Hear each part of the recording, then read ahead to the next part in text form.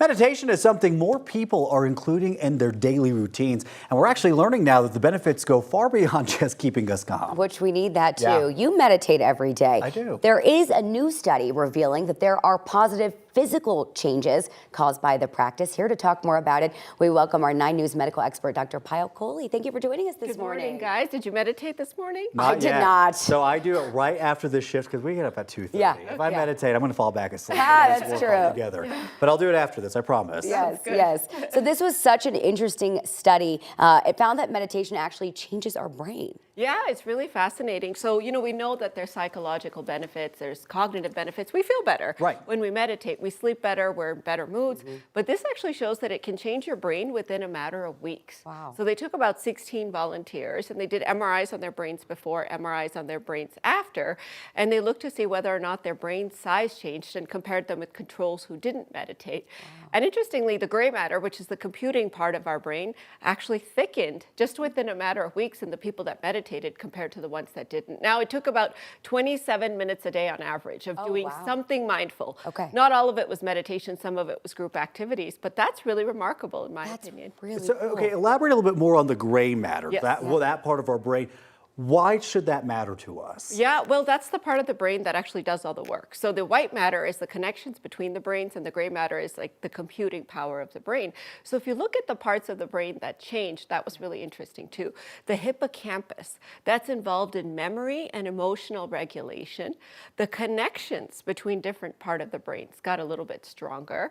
The part of the brain that shrank was the amygdala. This is the part of the brain associated with fear and anxiety responses.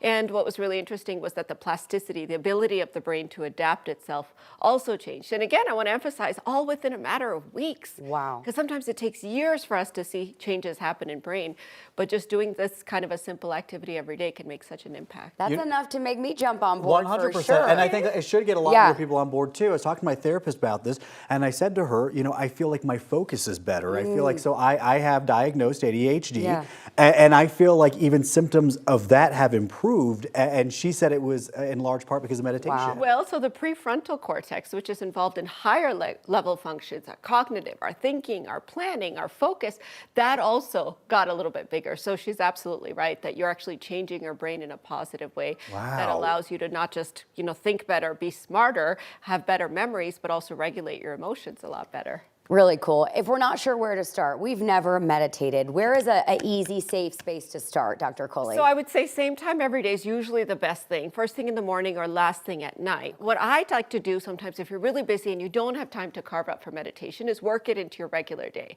So here are the 2 meditations that I like. You're standing in line at the grocery store, or you're waiting for an elevator. That's dead time, right? Yeah. You can meditate. So the 3-2-1 meditation is a really cool, easy meditation to do. 3 things you can see. 2 things you can hear, and 1 thing you can feel.